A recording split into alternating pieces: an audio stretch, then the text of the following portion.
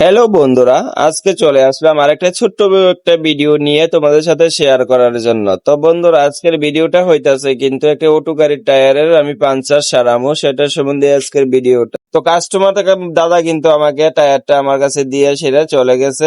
উনি বলেছে উনি পরে আয়া নিয়ে যাইবো। তো আমি ওই টায়ারটার মধ্যে নাম্বার টাম্বার লিখে সেটা রাখিয়া দিছি। তো আমার আগের কাজগুলো সাইরা সেরা তারপর তো ওনার টায়ারটা খুলতে বইছি আর কি। তো খুলা টুলা রেডি করতেছি।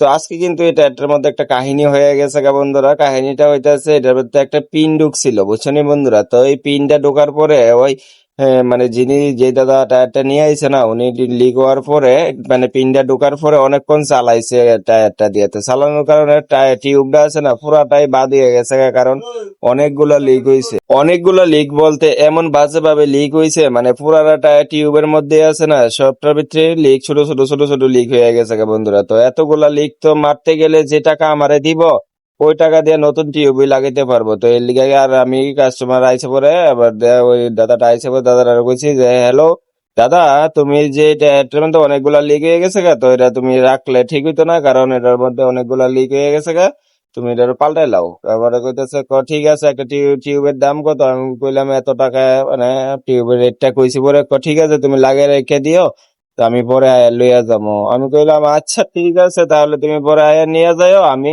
মানে এটা নিয়ে কমপ্লিট করে রাখা দেবো। তো ফোলা টুলা আমার তো দেখতেই পাইছো, ফোলা টুলা সব কমপ্লিট হয়ে গেছে, টায়ারের ভিতর টিতর সবকিছু মুছা টুছা রেডি রেডি কইরা আমি রাখা দিছি, যাতে উনি আইলে যাতে আমি দেখাইতে পারি। আমি যে কথাগুলো আগে কইছি ওই সময় কিন্তু আমার মানে টায়ারের মালিক কিন্তু হাইছে না তখন, বুঝছলি।